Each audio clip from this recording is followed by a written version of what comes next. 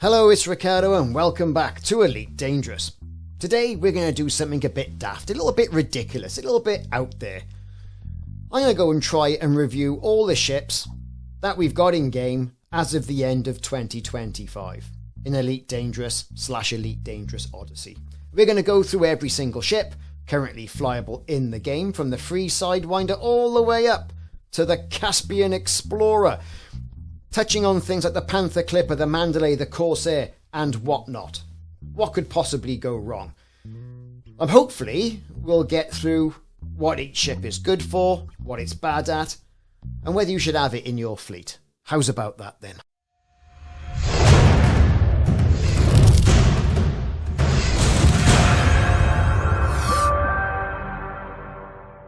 Now, don't panic, I'm not going to get the Excel spreadsheets out. I'm not going to drown you in stat tables. That's for other people to do. Instead, hey, roll, feel, and what's its value and worth in the game. Now, if you're a new or returning commander and you're thinking, well, what ship shall I start working towards? Then this could be for you. So a couple of ground rules. I'm going to review the ships by roll, not just how big the damage per second number is, right?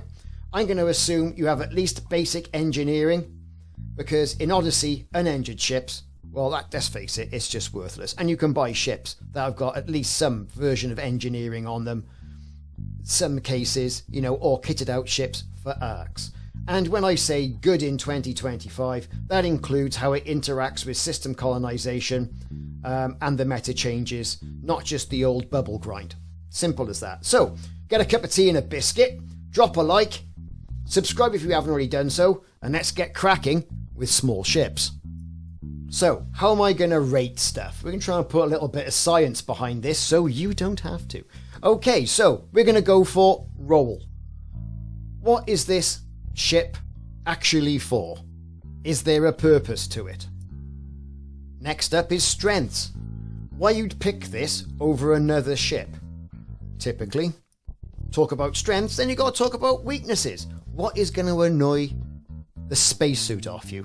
That's what you got to think. What don't you like about it? And because we live in a diverse society, who's it for? New players, background simulation enjoyers, traders, explorers, or just maniacs who like to fly unwieldy coffins into combat? I'll also drop in a standout pick in each size, what I think is good in the small, medium and large aspect of things. So like I say, we're going to start off with the small ships. Right then, small ship pad royalty first. These are your starters for 10, light fighters and stealthy specialists. Starting off, it's the SideWinder Mk1. See what I've done there? Mk1. You can never tell with this game whether you're going to have a Mark 3, 4, 5, 6, 7, Type 11, Type 22 or Type 26. So, the Sidewinder, the tutorial box, that's exactly what it is. It is the basic little runaround car you had when you first passed your driving test. It is the Kia Picanto, or the Ford Fiesta of the Elite Dangerous world, perhaps. Or perhaps even the BYD Dolphin, although that's quite nice. Either way, roll-wise, it's a multi-role starter. Little bit of combat, little bit of trade, little bit of exploration, if you're a nutter, and it's free. It's disposable, and the best thing, it does teach you how Elite Dangerous actually feels and works. For its strengths, it's cheap, like the budgie, to rebuy, lands virtually anywhere on the head of a pin, and handles quite nice, because it is a snub-nose fighter. It is perhaps the most snub-nose fighter you can have, if you even thought of snub-nose fighterness. For weaknesses, basically everything. It's weak at everything. It doesn't excel at one particular thing. It's weak. And you outgrow it really quickly. Now, some people still bum around in it and have a lot of fun, and that's great. But you want to have aspirations. You want to go a bit higher. So who's it for? Everyone on day one. Sidewinder, isn't it? That's what you get. Get out of it as soon as you possibly can, as soon as you understand supercruise and docking, because you want to do something else, and the game will open up with a better ship. Next up is the Eagle Mk II, or the Imperial Eagle. Bit Bit of a space go-kart this, a pure dog fighter. Very light, very agile, very fun. ideal for res sites and mugging people off, and low-level bounty hunting, I would say. For its strengths, you're looking at maneuverability, cockpit visibility, and cool factor. It's an eagle, man. You know, it is. Weaknesses? Well, the hull is paper thin. It really is. Tiny internals, and it's not really a long-term main ship. But who's it for? People who want to learn fixed weapons and flight assist off. This is your training vehicle of choice, in my opinion. The Imperial Eagle is basically the sports package. Slightly faster, slightly better hard points, still made of wet cardboard, however, but it is great fun. But it's not what you call a Courier ship. It's something to bomb around with, jump into upon occasion. Now I've grouped the hauler and the adder together because it's effectively a budget van. It's kind of like your Fiat Berlingo. Do you know what I mean? It's one of those. Or a small Doblo van. It used to be a Ford Escort van back in my day, but that's effectively what it is. It's your first real trader. Dirt cheap, decent jump range, if you strip it down, and a good stepping stone into, say, passenger work or early game hauling. The adder is the hauler's slightly grown-up cousin. I think that's safe to say. It pushes a little bit more cargo, a little bit more modules. That's a nice starter, perhaps exploration ship. Still, you don't marry an adder, you date it and have a good time and then move on. It is very much a stepping stone ship. It really is. Next up is the Viper. Love it or hate it, I haven't spent an awful lot of time in the Viper, to be honest with you. The Viper Mk III. The fuzz drive 'em. What can you say? They're always mugging you off one place or another. It's a small combat interceptor ship. Great speed, fun for dogfighting, and still, apparently, not that I know because I went another route into the Cobra, one of the best early game bounty hunting ships you can have. Weaknesses, however, it do run hot and power starved when you start over-engineering this ship. The Viper Mk IV trades some agility for more internals and survivability. It's underrated a little bit, really, as a multi-role ship. As people are saying, think of this really as perhaps, say, a little bit of a mini Python that you can achieve early on. Either way, you know, it's a pretty decent ship. I went another route, which was the Cobra. And there's certainly enough Cobras in the game. Although, let's face it, the Cobra Mk IV, you can't get your hands on it because of its exclusivity. It's quite controversial, that one. But in pure gameplay terms, it's just a tankier, slower version of a Cobra Mk III. But anyway, the Cobra Mk III is still, even in 2025 and beyond, one of the best ships to recommend to a new player. The Cobra and its heritage really is legendary in Elite Dangerous circles. It's a starter multi-role ship that just works. Good speed, good internals, decent jump range, and you can trade, explore, fight, smuggle, and it's the first ship where Elite really, I think, starts to open up for you.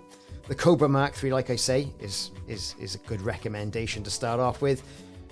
If you've got it in your fleet, Cobra Mk IV, you know, bit of a wet sausage, that one. But the Cobra Mk V, oh, how we were all wrong when Frontier announced that one. Oh, my goodness me. One of the newer SEO optimized ships. It was available for ARCs for some period of time, and it was fantastic. Then it got released in-game. I bomb around in mine all the time. Decent jump range. It's a modernized version of the, obviously, Cobra Mk III. Better FSD behavior, because you've got SEO on it. Tuned for the newer frame shift drive optimizations. A fantastic little exploration ship and mission runner. And it ties into that SEO list, obviously with the Mandalay, Panther, Python Mk II, and type whatever ships. Type 11, Type 9, Type whatever. You can shift a bit of product with it. You can do combat. You can explore in it.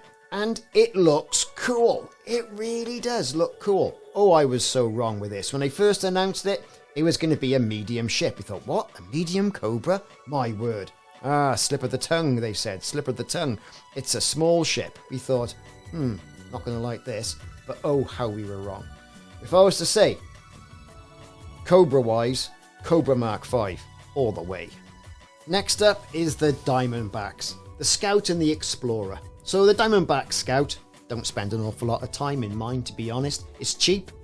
It's a stealthy little nimble sausage. It really is. Nice hard point placement, very low heat. It's a favourite for stealth missions. Back when you used to do the biosampling for the old Thargoids, that sort of thing. That was a good menu back in the day. It was really good for that, to be honest. You know, most people skip it though. You might have one in the fleet just because, say, you got all the ships, but that's kind of it. The Diamondback Explorer, however, I still think it looks a bit reminiscent of the Battlestar Galactica Raptor. Do you know what I mean?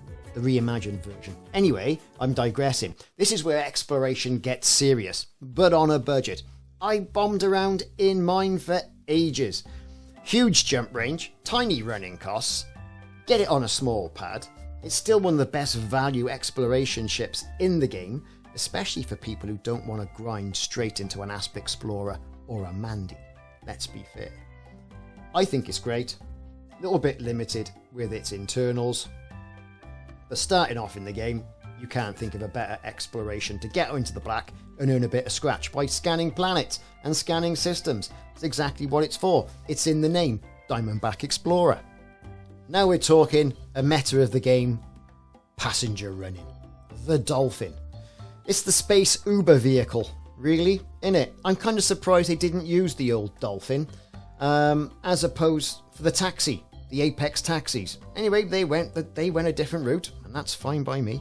The Dolphin, I think, would have been a better choice. Passenger focused, but also surprisingly capable light explorer ship.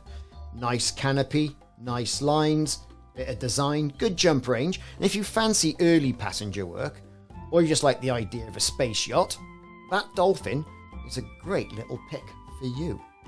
Not going to win any battles though, is it? But, you know, it's still something to bomb around in. Next up is the Imperial Courier. It's like a switchblade is what it is.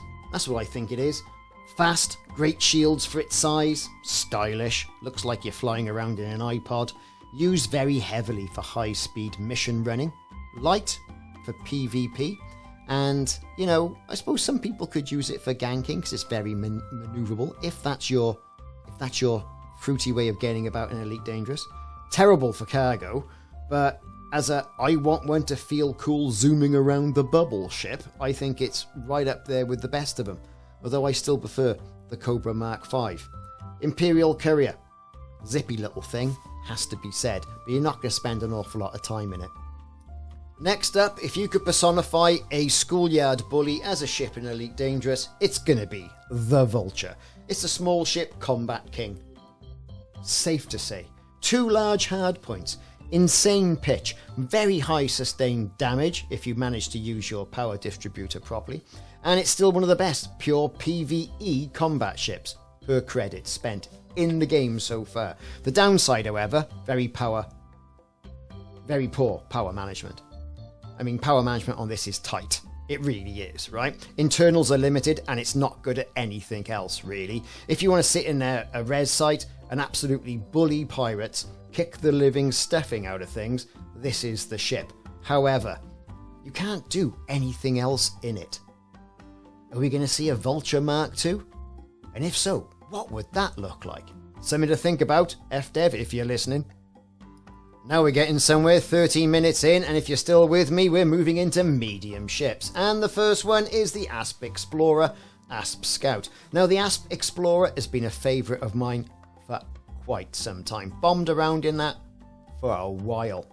Asp Scout, not so much. The Asp Explorer is a classic jack-of-all-trades explorer trader. Big jump range, great cockpit visibility, decent internals, and, you know, with the Mandalay now in the mix, the Asp Explorer is no longer the unquestioned king of exploration for some, although some people did say that, you know, the Diamondback Explorer is a better ship overall. Me? Yeah, okay, jump range, but like, come on, Asp Explorer, it's a flying dinner plate, however, but it's a super solid all-rounder of a ship. The Asp Scout exists. Honestly, one of the few ships I struggle to recommend over alternatives, unless you specifically enjoy its handling, which most people just skip straight past it. You often see the Asp Scout in Has-Res zones, for whatever reason. I can't actually think of one thing it's really good at, and why I choose that ship. I mean, yeah, I've got one in the fleet, so I can say I've got all the ships, but yeah, you know, Asp Explorer, that's what you want. Moving on now to the triplets, and by those I mean the Alliance Chieftain, Challenger and Crusader. This trio, the Chieftain, aggressive, brawler, that's what you could say it is. Great sound on the engines, quite fun to handle. It was really good in the Thargoid War. The Challenger, bulked out a bit more of a tank, a little bit less agile. The Crusader brings a fighter bay into the mix. Now all three are combat first medium ships, very popular for PvE combat zones and PvP combat zones as well. If you like that industrial bruiser feel more than the flashy Fer-De-Lance style ships, which will come on a little bit later, these could be your toys of choice. I flew a lot of these, destroying scouts for quite some time during the Thargoid conflicts. It was pretty good. I quite like using them at Guardian sites as well. Get an SRV in that, no dramas. I think it looks great as well. Good placement for point defense as well to shoot those Guardian missiles that they like to throw at you. Good little ship that. Don't spend nearly enough time as what I should in it, and I think it's probably been surpassed by other ships that are coming into the game, newer ships. But the triplets are pretty solid, brought into the game by the Alliance, specifically for the Thargoid War, and that's something that they do really well. Next up is the Krait Mk II and the Krait Phantom. The Krait Mk II, probably the most loved medium ship in the game. Multi-role, fighter bay, strong hard points, great internals. You can do combat, trading, mining, missions, AX, you name it. And it was one of my ships of choice, again, during the Thargoid War. A lot of people like it for doing mining. It's a decent miner, and Frontier emphasised that by having a Krait mining ship for ARCs as a jumpstart ship as well. You name it. I mean, if someone asks what medium ship should you aim for, I'd say a Krait Mk II is normally in the list of the top 5. Krait Phantom strips away that fighter bay, trades some teeth for a better jump range. Fantastic for exploration, decent mission ship. If you prefer Kraits to the Mandalay or the Asp Explorer, the Krait Phantom should be you. And it's got a nice coffee machine in the back as well. Now we're getting to it, Fer-De-Lance and the Mamba. Now I kind of merged these two together because there's a lot of crossover here. The Fer-De-Lance, I think, in my opinion, still the poster child for high-end player v player or player v environment. I found this absolutely fantastic Titan bombing. It was the Silver Fang, and I Fer-De-Lance the hell out of that part of the gameplay. Really nimble, huge power distributor, strong shields, vicious hardpoints, and it's really not there for anything else other than for combat. Let's face it, and it does it really well. The Mamba, now I struggled when this was released. Drag racer, fast, more linear, a bit more fragile, bit of a hit and run ship, really. And people who do those hit and run builds absolutely love it for that. Others bounce off the flight model, like me, and it's got heat issues. You need some heat engineering on that thing. Very nimble old ship, or like I say, it's for going fast in lines. Get a Mamba, don't get a Mamba.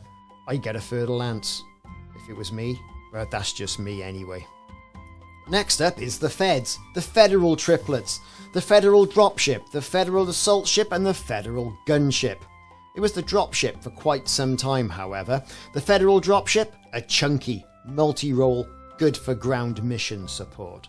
The Assault Ship, more combat hull, tight but nasty, you know, a vicious little ship, right? And then you've got the Federal Gunship, the turret bus really, with a fighter bay. Fantastic for PvE, turret gameplay. Perhaps even you could do a little bit of an AFK build with that on the cheap.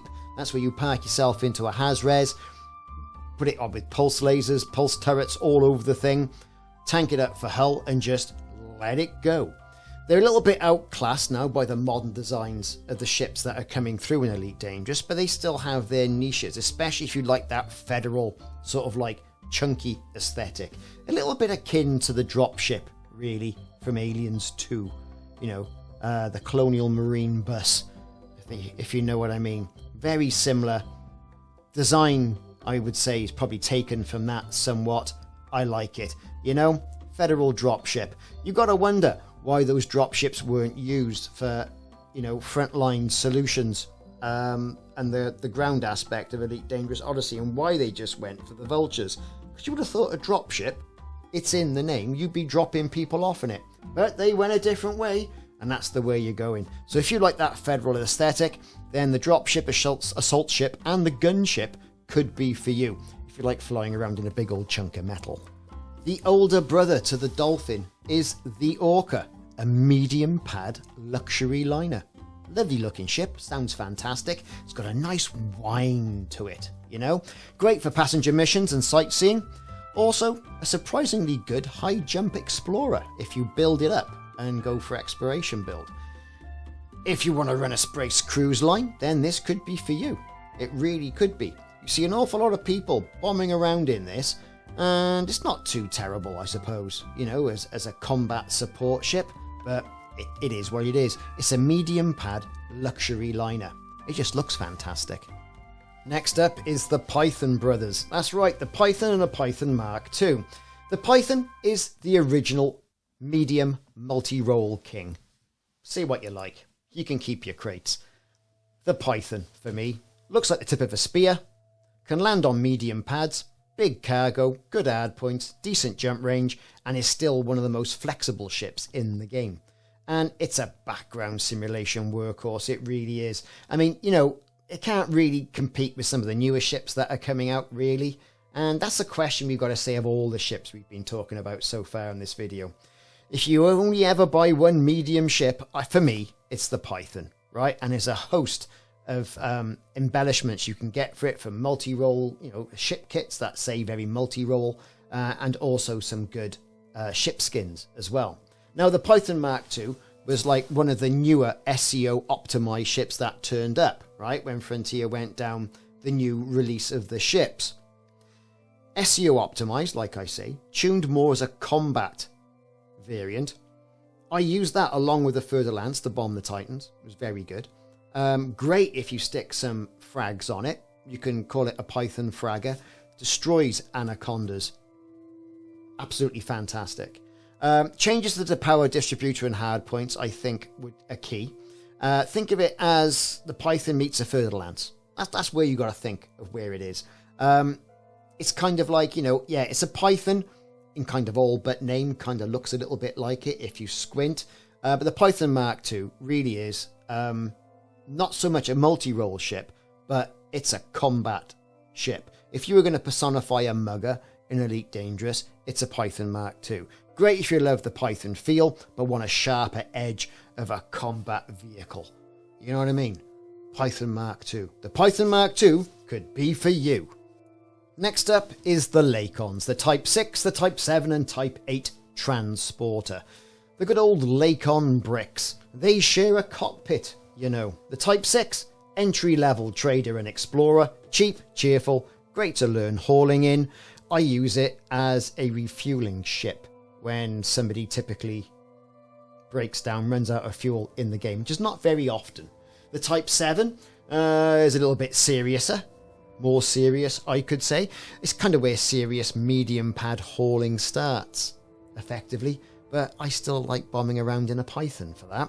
Feels like you're flying a warehouse, but kind of, I suppose, in a way of shifting product. Then along came the Type 8 transporter, which is one of the newer kids on the block.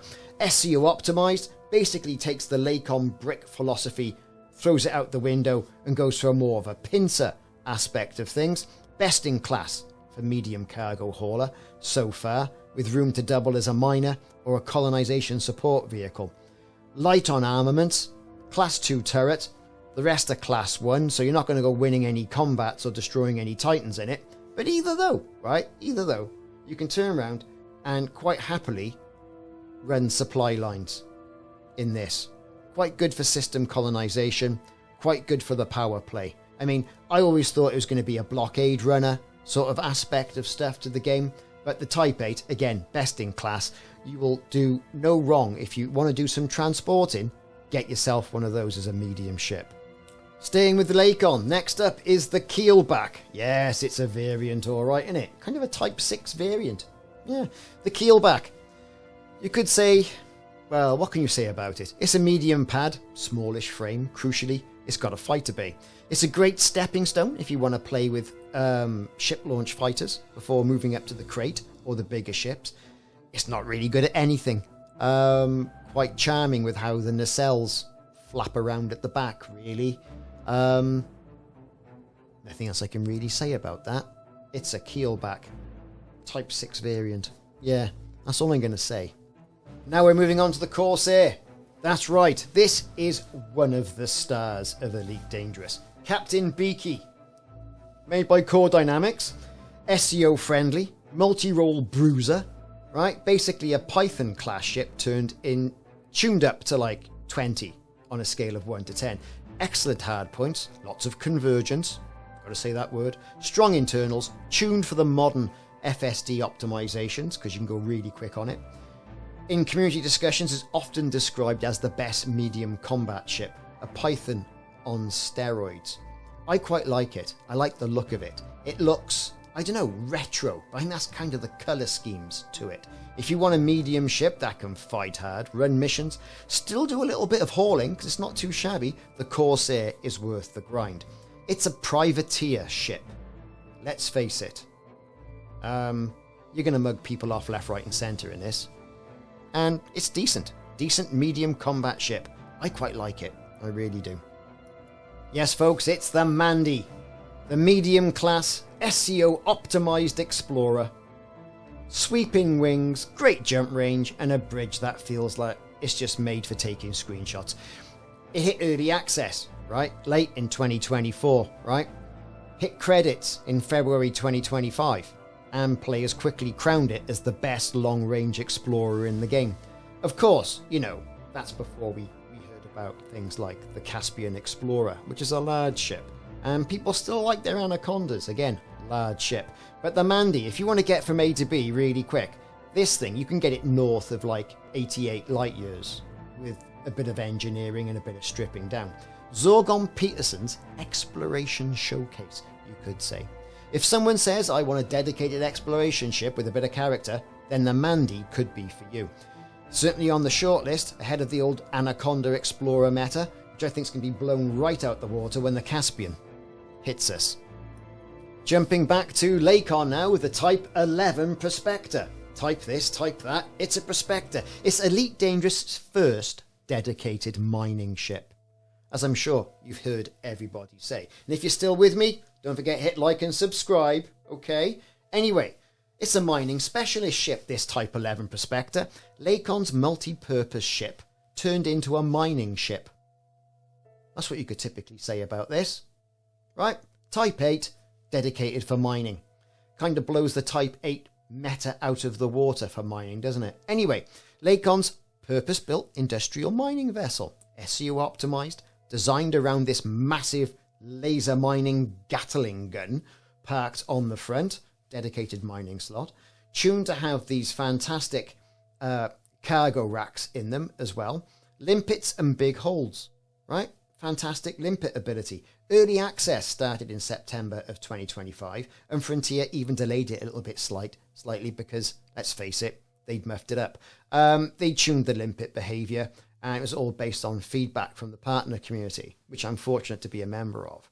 If you want to be the person that is absolutely mining, then this is the ship for you, right? I don't do a lot of mining. I hate it. But if I was to go mining, I'd be in one of these Type 11 Prospectors. You can fill the hold in about 10 minutes of platinum, make the bank at the starport, get your merits for your power play, get your money, fulfill your community goals, and away you go. The Type 11 is the tool of choice if you're going to go mining. So here we are, nearly 30 minutes in. We're on to the large ships now, everybody. Big pads. This is where the serious credits and the egos and serious rebuy screens live. The large ships of Elite Dangerous. We're going to start off straight away with the Lakons. Of course, I'm talking about the Type 9 Heavy and Type 10 Defender. Flying dinner plates in space. Let's talk about the Type 9 Heavy first off. The original flying space barn, so to speak. Enormous cargo, awful handling, great for hauling bulk, and before the Panther Clipper hit us, you know, people had an option. Either the cutter, right, look better, and all the rest of it. We'll come on to that a little bit later. Or having a Type 9 Heavy. It's cheaper and still relevant for people who don't have billions of credits to sink into the, you know, the Panther Clipper Mk II. But to be fair, if you can afford a Panther Clipper Mk II, now released in-game, you're going to have yourself one of those. It looks better, it's got heritage, and a Type 9, it's an ugly-looking beast. But then there's also the Type 10 Defender, the Type 9 variant made for combat. At a time when the Alliance brought out their ships for the Thargoid War, the triplets we've spoken about, the Crusader, the Challenger, the whatnot. Anyway, the Type 10 Defender also hit. Very combat orientated, extra hard points, more of a tank, flying turret platform you could use it. Great for turret gameplay, multi-crew, popular for the AX when that was going on, and big player v environment brawls. Great for parking it in an asteroid field, a Has-Res, getting those turrets on auto fire, pulse lasers, get it engineered, couple of limpets to pick up some materials, lots of hull reinforcement, perhaps a fighter to run some interference for you, and you can make so much money. That's what the Type 10 Defender is all about, making money AFK. Are you going to take it into a dogfight? No. Are you going to go up against other big ships? More than likely. Type 10 Defender. Dinner plate with prickles on it. That's what it is. Now we're into the Imperials, right? The Imperial Clipper, Imperial Cutter. All locked behind a rank wall. Bit of a grind there. The Imperial Clipper. Big, fast. It's a medium-ish large ship. That's how I can explain that. You're not going to be in that for very long. You're going to get yourself to a cutter as soon as you get to Duke, right? Great for fast trade, piracy, and style points, because you're going to be flying that iPod. It's like flying around in an inside of a trainer, to be perfectly honest with you. Pretty good for piracy, but to be fair, you'd go with the newer ships, like the Corsair.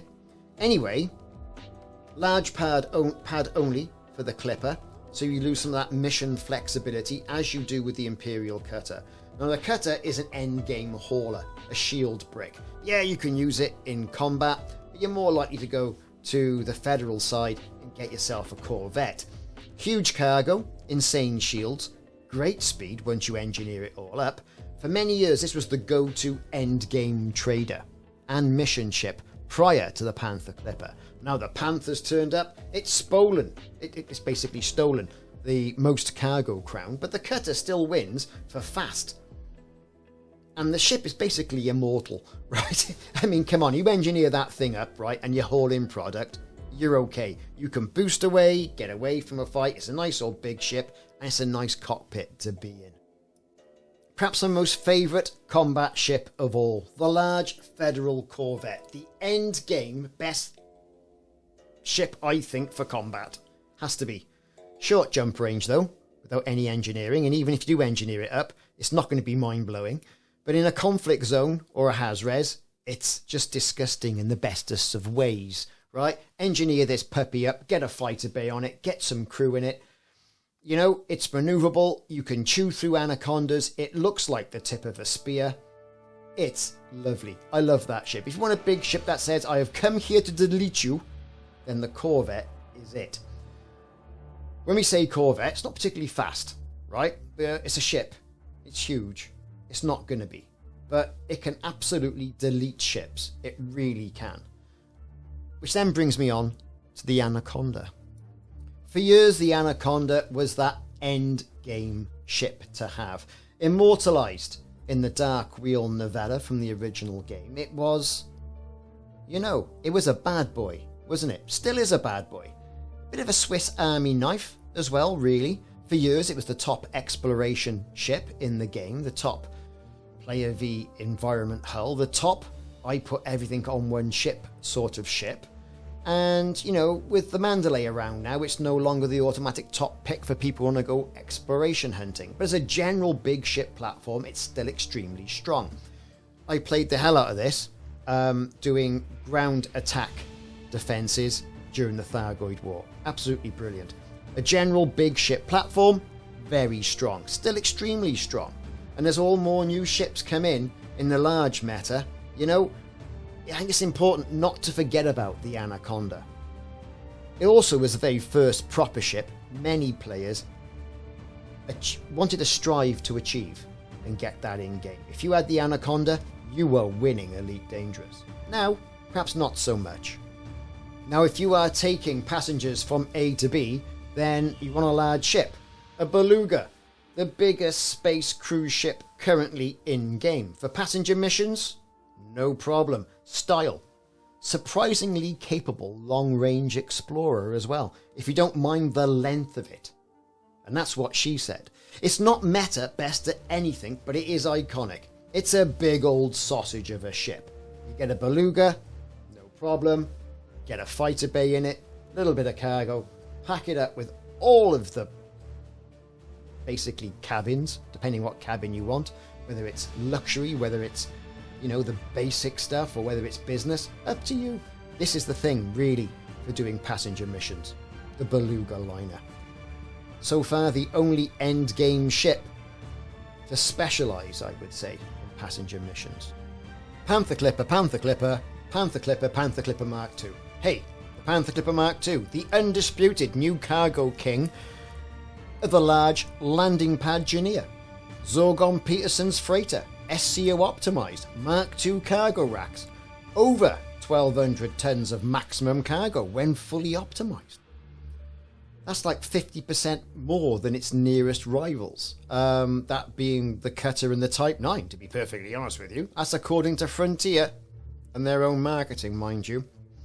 Practically, I think 1,200's a good number to be around. Early access for that began in July of 2025, and then credits came later, end of October. And, you know, if you had a lot of money, you could tune that up to be the absolute cargo king that it is.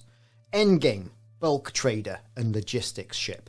Something tuned for system colonization and shipping community goal freight. It was a good old carrier resupply ship. So, strengths unmatched on cargo, solid hard points for deterrence. It's not going to win any battles. No good as an AFK ship, to be honest with you. And it's a bridge, not a cockpit. And you're going to kind of feel like you're captaining and flying around a small town, to be honest with you. It's huge. Weaknesses, it's slow, as you'd expect it would be.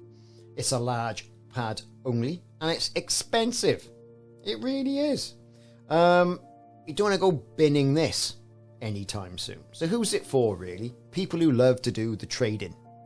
People who like the background simulation of their spreadsheets. People who like doing the community goals, right? And system colonizations. If you want to move a mountain of cargo, this is the ship for you. Quite simply. Finally, for ships that are available right up into the end of 2025, the Caspian Explorer, Elite's first dedicated large exploration ship. What can I say?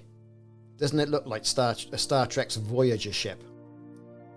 Now here we go. What should you aim for with your fleet?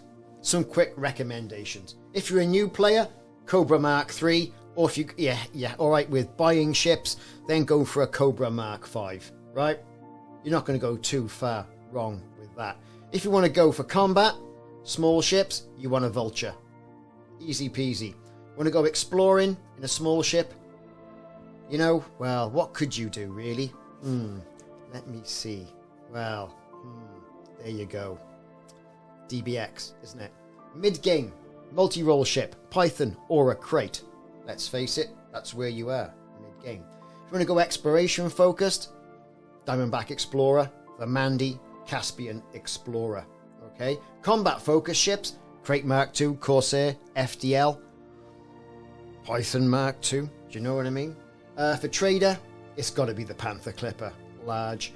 The Cutter, pretty much, if you want to do it a little bit quicker than what the Panther can do, or the Type 8. And then for mining, Type 11 Prospector. Just don't entertain anything else. Don't really think in terms of what is the best ship overall. Thinking, what's the best ship for me to do the thing that you actually want to do? So, if you've made it this far, then you are, of course, an Elite Dangerous legend and someone who likes listening to the channel. Fantastic. I appreciate you sticking to the end of this video. This has been an all ships reviewed up to December 2025 in Elite Dangerous and Elite Dangerous Odyssey. Hopefully this helped you buy your next ship, or you just like listening to people review the ships of Elite Dangerous. If you want someone to park your credits in a way that actually fits how you play, I hope this video did indeed help you. If you found it useful, do the usual YouTubey things like liking and subscribing. Drop a comment with what ship you like to fly for what you're aiming to do. It's worthwhile. It's a good discussion. Fly safe, die gloriously, and I'll see you in the next video.